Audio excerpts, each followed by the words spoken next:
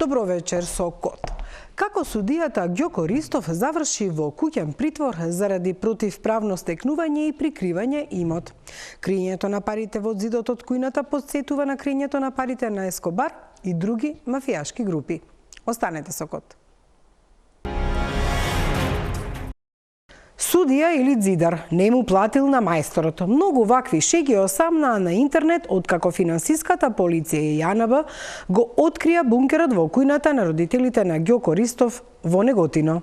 Но шегата, што би рекол народот, ја однел ѓаволот откаде почна и истрагата за апелацијскиот судија, но и за некогашниот државен правобранител Фехми Стафа, кој заврши во притвор.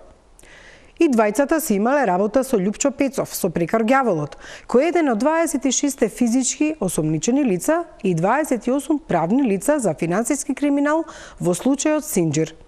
Ѓаволот заврши во куќен притвор по 2 години бегство. Дали апсењето на судијата ја отвори Пандорината кутија за земање мито во правосудниот систем? Во куќата во Неготино претресот траел 2 дена од празничниот викенд. Во саботата, истражителите со наредба за претрес отишле во Неготино. Претходно акцијата била испланирана во мал круг на луѓе за да не се пробие. Имало оперативни информации дека во куќата има сокриени пари, голема сума пари и дека тие се поврзани со сомнежи за судијата добиени во предистрага која се водела повеќе од 6 месеци. По почетокот на истрагата за адвокатот и поранешен државен правобранител Фехми Стафа, кој беше приведен за 50.000 евра, а во случајот било спомнато и името на судијата Ристов, обвинителството веќе извршило еден претрес во домот на судијата во Скопје. Тоа било неколку дена пред Нова година, односно неколку дена по објавувањето на првото истражување на Код за предметот со Стафа и парите на Љупчо Пецов ѓаволот. Полицајците и истражителите не нашле пари во станот, а не бил најден ниту телефонот на судијата, зашто им било кажано дека паднал и му се скршил. Бил оштетен апаратот кој го користил претходно, во времето кога беше уапсен Стафа. По првиот неуспех, истрагата не застанала. Во ново барање до судот за претрес биле наведени сознание дека има сокриен кеш во куќата на родителите на осомничениот. Во малиот круг на информирани биле истражител на обвинителството, припадници на финансиската полиција и на АНБ, кои добиле теренски информации дека во куќата има бункер со пари. Наредбата е добиена. И после тоа, тимот кој веќе бил во Неготино тропнал на адресата на куќата на семејството Ристови. Немало никој, пошто биле повикани родителите кои биле на бања во Македонија. Откако стигнале, куќата е отворена и претресот почнал. Во дворот било најдено свежо бетонирано место на почвата и бил користен детектор за метал како дел од опремата употребена во претресот. Детекторот регистрирал кружен облик на метал во почвата, што асоцирало дека под бетонот има буре или друг кружен сад.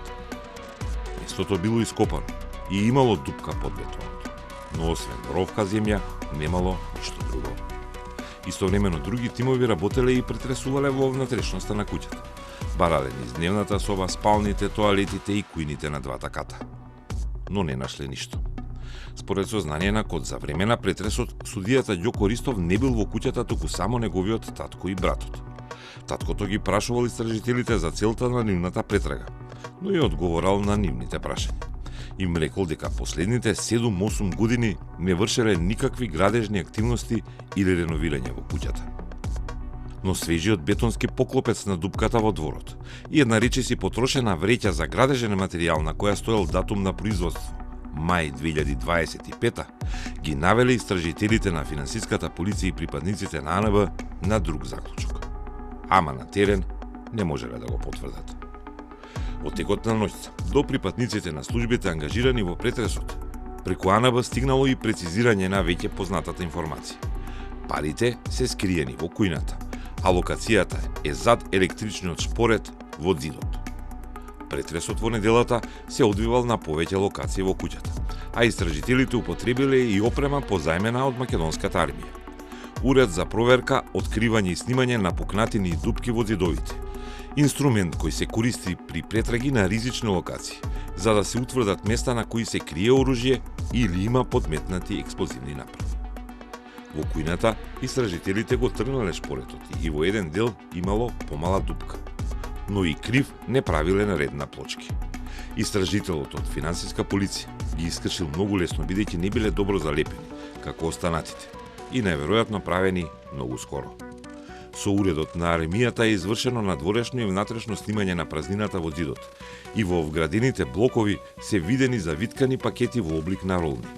МВР во своето соопштение за кривичната пријава против Ристов открива и детали.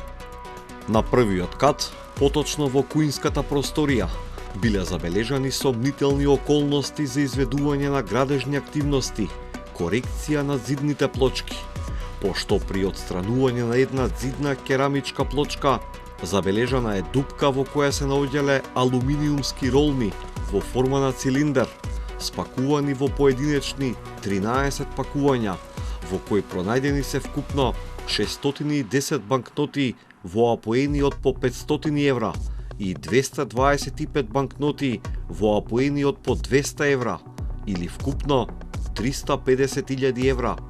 Откако биле најдени, истражителите почнале да викат на присутните колеги и домаќинот да бегаат и излегуваат, бидејќи има нешто сомнително во зидот, а можно е да е бомба. Но во таа паника, според сознање на Коти, домаќинот реагирал дека не е бомба, спомнал пари и чии се, односно дека не се негови, што е наведено во записниците од претресот и извештаите на учесниците во претресот. Подоцна во постапката, родителите на Ристов тврдат дека се нивни пари. Имаше информации дека лозарството било извор на тој приход, но адвокатот на осомнечениот судија наведе дека станува збор за средства добиени од продажба на имот на правно лице за поставување на фотоволтаици и соларни панели. Но во случајот не се осомничени родителите, туку синот судија и му е определен домашен притвор. Кога среде 3-дневен празничен викенд и предводици се расчу веста за парите најдени во зид во куќа на родители на апелационен судија, професорката Светлана Николовска вели дека не се изненадила и очекувала такво нешто за некој судија. Кога слушнавте веста, се изненадивте? Не. Зошто? Па, цело време зборуваме за корупција во судство. И повеќето меѓународни институции и тела ни укажуваат на таа работа. Паметите ли вие како професорка или поранешен оперативен работник некак сличен некој ваков случај за начин на криење на пари во нашето општество да се случило, односно да бил истражуван? А одделот на финансиски криминал не. Значи може кај недозволена трговија со дрога, со оружје, таму се криеле пари, значи во зидови и на други скришни места, но во случаите кога се работи за службени лица, одговорни лица, тогаш ваков начин на криење пари јас досега немам сретнато кај нас. Оние што ја следат трапавата македонска борба против корупцијата, пак вела дека случајот само ја намалува довербата и во таа борба, и во оние што треба да се борат, а поминале на темната страна. Во секоја ситуација, доколку се работи за предмет во кој што се имплицирани функционери, вклучително и суди и јавни обвинители, вие креирате, вие ја оневозможувате структурата која што во суштина треба да ви гони криминал и корупција, таа да понатаму постапува. Така да штетата е на вистина голема кога се имплицирани суди, јавни обвинители и јавни функционери во вакви предмети, токму ради тоа затоа што создаваат недоверба дека системот може сам да ги испроцесира овие предмети и креираат се сомнеш за кредибилитетот. Мирчевска заедно со колегите од Институтот за демократија и мрежата за антикорупција ги анализираат и казните кои ги добиваат припадниците на правосудството за кривични дела и за финансиски криминал. Мали се и блиски до минимумот, вели таа. Може да се јават и причини како професионална солидарност, меѓутоа може и причините за изрекување на ниски казни да бидат страф од понатамошни притисоци и влијанија врз судиите и јавните обвинители. Може да биде страф од професионална, да речеме, ретрибуција понатаму или обид за избегнување на конфликти со колегите. Ова е сепак мала, стручна, затворена средина каде што секој се знае со секого. Меѓутоа може да има и друга причина. Вие имате, например, во конкретна ова ситуација, ако законодавецот вас ви праќа порака дека казнената политика треба да биде млака, да речеме, односно имате казни кои што се мали, се креираат услови за застарување на делата или се стаснуваат делата кои што во кој што може да гоните, се поставува прашањето зошто тогаш судиите и јавните обвинители да бидат тие кои што ќе целат да остварат функцијата на општо одвраќање преку построга казнена политика. Професорката Николовска, која пред научната имала полициско-истражителска кариера, ни раскажа за случајот 2002, кога имало обид да се потплати судија во Кичево за да ослободи обвинет за убиство. А имав еден сериозен случај кога работев во Кичево, корупција во судство, но не го докажавме бидејќи парите не можевме да го најдеме патот до судиите. Ги најдовме патот до адвокатите. Тие одговара за даночно затајување. Затоа што парите не им беа пријавени во годишна даночна пријава. А беше огромна сума на пари. А биле наменети за решање на тој случај? Да, за решавање на убиство.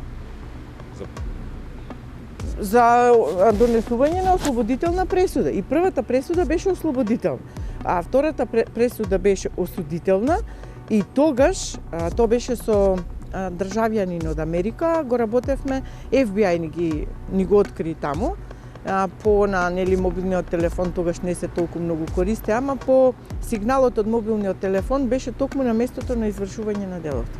Со екстрадиција, ама едниот што беше повреден, значи тој кога после почина, кога излезе од кома, го кажа кој бил, после тоа се расветли делото. Тогашните закони не дозволувале поголем успех во финансиските истраги, но измените со кои перењето пари останува да се гони без разлика дали ќе се докаже претходно кривично дело со кое се заработени криминалните пари или пак застарува делото. Во конкретниот случај со Ѓоко Ристов, согласно законот за спречување перење пари, потеклото и легалноста на најдените средства треба да го докажува тој или неговите родители. За сега кривична пријава има само за него, иако парите се најдени во куќата на неговите родители. Дополнително треба да се спроведе и финансиска истрага, токму за потеклото на парите. Тие сознанија треба да бидат подкрепени. Во случајот подкрепени со тоа што се најдени парите. А зошто некој би крил легално стекнати пари? Ако се пари од земјоделие, нели ако е од лозарство, тие пари им ги исплаќаат на сметка. Зошто би ги ваделе? И една од значајни индиции зошто парите да ги чуваат во ѕид. По чему? И неговите родители, дали може да стекнат толку пари? Она што сега треба да следи и мислам и веќе вајда се работи, е финансиската истрага. Значи која ќе опфати предметите каде што постапува и поврзување на секој предмет со сознание што ги имаат обвинителите, нели кажа дека имаат и сведоци кои што кажале дека дале пари за некој предмет, па беше поврзан со стафа, со правобранителот. И точно ќе се знае во кој момент се дадени парите, за какви пари и колку пари. Иако се најавени сведоци чии наводи ја иницирале истрагата за Ристов, најтешко во борбата со корупцијата е да ја пријават оние кои се жртви, граѓаните. Меѓу нив се и оние кои се осудени за криминал, а може некој да им бара мито или тие како криминалци да нудат на судии и посредници за поблаги затворски казни. Тука мора да препознаеме дека постои една вистина голема асиметрија на моќ. Вие сте граѓанин од едната страна, од другата страна имате судија или јавен обвинител кој во суштина треба вас да ве заштити баш токму од ваквото незаконско, коруптивно однесување. Според мене единствениот начин е да се покаже дека системот функционира, односно оние предмети кои веќе се отворени, да видиме фер постапка во која што ќе видиме соодветни одлуки, односно лицата ќе бидат санкционирани со соодветни казни за делата кои што се сомневаме дека ги сториле. Меѓутоа, јас ги охрабрувам граѓаните да споделуваат информации со вас медиумите кога се сомневаат дека има вакви злоупотреби, а оние кои што се похрабри и да покренат соодветни судски случаи или можеби предмети пред Државната комисија за спречување на корупција. Голем проблем е именувањето на законите кои го регулираат казнувањето на корупцијата во највисоките државни ешалони. Измените на кривичниот законник еднаш уништија серија предмети, а сега предстои нова промена, но без целосно враќање назад, туку повторно нуди олеснителни околности за корумпирани функционери.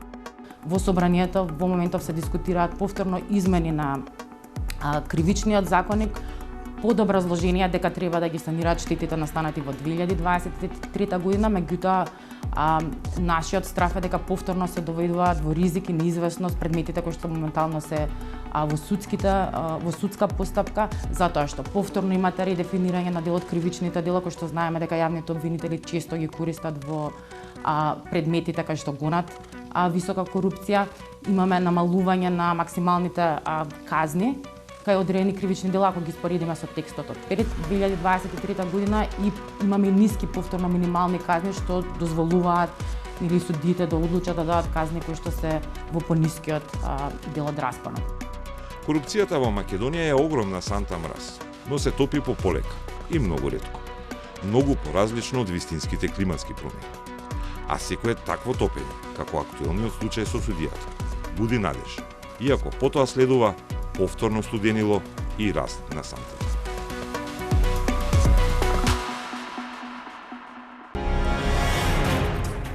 Кој е судијата Ѓоко Ристов? Со децении суди големи предмети, особено откако е во апелација, поврзани со политички и бизнис мокници.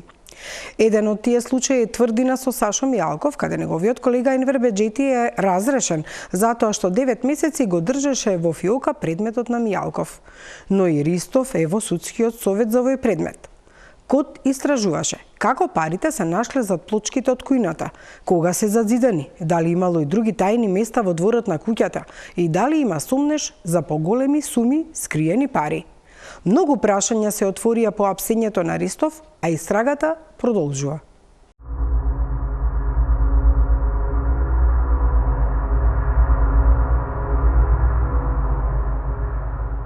Ако се обидете на страницата на Државната комисија за борба против корупција да го најдете актуелниот имот на судијата Ѓоко Ристов, страницата е празна. Нема ажурирани податоци за судијата. Последните се од 2020 година, кога тој откривичен е избран за судија во апелациониот суд Скопје. А спред она што тогаш го пријавил за негов имот и на сопругата, изгледа како да живеел скромно. Од недвижен имот е впишан стан од 70 метри квадратни, купен во 2011 година, со вредност од околу 63.000 евра. Вози Volkswagen Passat вреден околу 9.300 евра, а сопругата Opel Astra вреден речиси 10.000 евра. На штедната книшка во 2020 година имале 13.500 евра депонирани во штеделница, а навеле дека се стекнати во 2007 од наследство.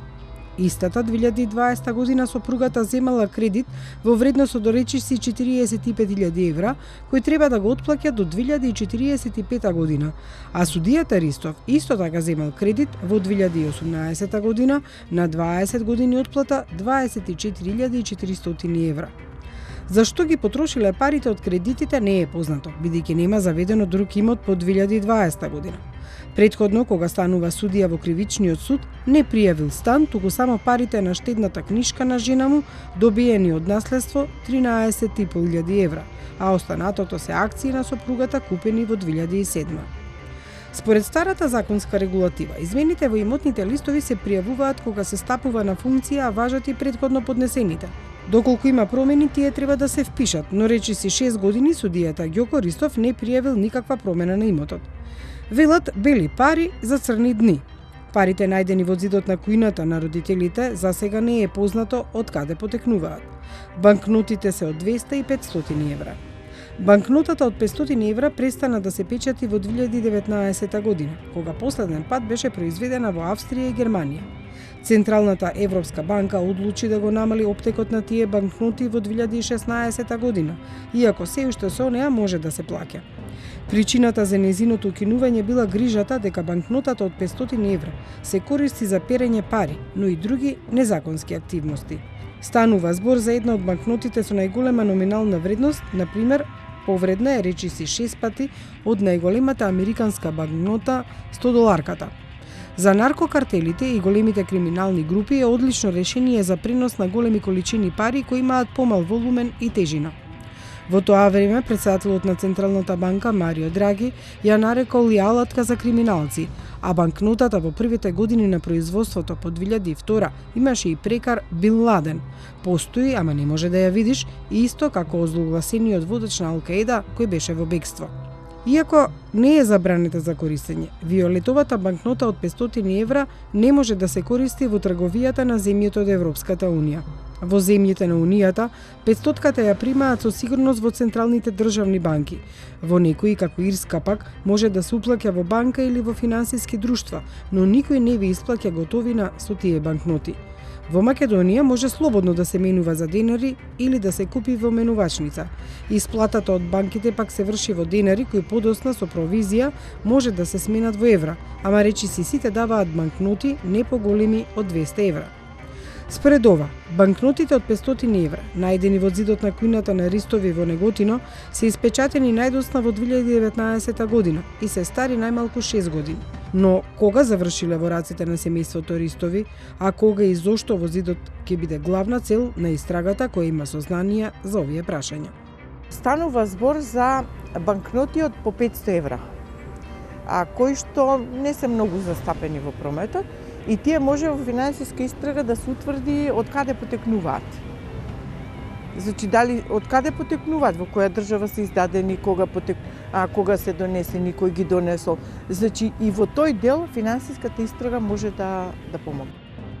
Од тука неговата одбрана треба да докажува кога е направен договорот за продажба на земјиште за соларни панели, како што тврдат неговите родители, или пак кога е продадено грозието. Од друга страна, обвинителството се сомнева дека тоа се пари заработени на нелегален начин и го гони судијата Ристов за делото перење пари, односно противправно стекнување и прикривање имот. Еден од првите случаи каде Кот истражуваше, а судија во кривичниот суд беше Ѓоко Ристов, е предметот Метастаза, кога Кот откри злоупотреби во инвалидските пензии, направени од комисиите за доделување на вакви пензии. 37 луѓе, меѓу кои и многу реномирани доктори, вработени во Фондот за пензиско и инвалидско осигурување, се најдоа на обвинителната клупа и им беше пресудено во 2012 година, затоа што на здрави им доделувале инвалидски пензии наместо на болните.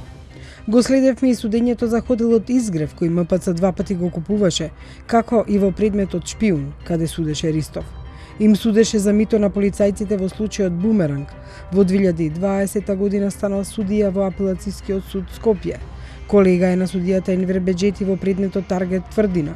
Беџети се најде на црната листа на САД и беше разречен од функцијата заради шувањето на предметот на Сашо Мијалков во ФИОКа цели 9 месеци, пошто случајот застаре. Мијалков беше на слобода по одлуката на судиите Ристов и Беџети во предметот Трезор, иако предходно Мијалков не беше достапен на органите на прогон. Ристов е еден од судиите кои го укинаа притворот на некогашниот генерален секретар на владата Драги Рашковски. Од случаите на СЈО го суди и предметот ТНТ. Ѓоко Ристов е судија од кариера, избран со 12 гласа за, кога го унапредувале во апелација. Судскиот совет сега му го симна имунитетот и тој нема да може да суди. Дали ќе му биде одземена судиската тога, зависи од тоа дали пред своите колеги судии ќе докаже дека е невин. Ѓаволот ни копа, ни ора, само ги учи луѓето да се караат. Кој со на тема го тикви сади, ѓаволот му очи вади. Пали му свеќе и на ѓаволот да не ти прави пакос.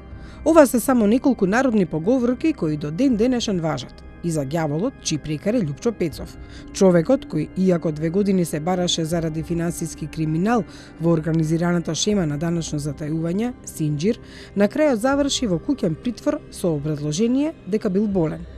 Оваа шема ја чини државата 8 милиони евра, а Пецов, по 2 години бегство во Бугарија, доби потврда од клиниката за неврологија дека има здравствени проблеми. Кот дознава дека тој не завршил заради болест на клиниката, туку тоа било начин за да добие поблага мерка куќен наместо затворски притвор, а и обвинителот сметал дека тој ќе биде побезбеден дома одошто в притвор. Негов бранител е Фехми Стафа, поранешниот државен правобранител кој по оставката од функцијата стана адвокат. 50.000 евра, дадени од сестрата на Пецов на рака на Стафа, го ставија некогашниот правобранител во притвор. Парите, според наводите при апсењето на Стафа, биле наменети за судија во апелација, кој требало да издействува укинување на притворот во Синџир. Во соопштението на апелацискиот суд беше наведено дека барањето за укинување на притворот е одбиено уште на 2 декември, пред да биде уапсен Фехми Стафа, кога полицијата го приведе на 13 декември. Патоказот одеше кон судијата Ѓоко Ристов, кој во неформален разговор за Кот, Кога го правевме истражувањето за ѓаволот и Стафа, тврдеше дека нема никаква врска со случајот на Пецов, кој преку врски барал домашен притвор. Но дали 50.000 евра од ѓаволот се дел од 350 најдени зад шпоретот кај Пецови, нема потврда. Според извори на КОД, Стафа не признавал дека парите се наменети за судијата Ристов. Стафа станал државен правобранител во 2018 година, се до 2022, кога поднесе оставка. Негова колешка во тоа време е сопругата на судијата, Симона Зорич Ристова, која од владата во 2019 година е именувана за државен правобранител за подрачјето на Скопје. Се уште работи во државното правобранителство. СЈО пропадна со пропастот на главната обвинителка Катица Јанева, која заврши со 7-годишна казна за решетки заради реќата од 1 000 000 евра. Иако казната е до 2027, таа доби условен отпуст. Еден е од ретките случаи на апсење и осуда на некој од правосудството.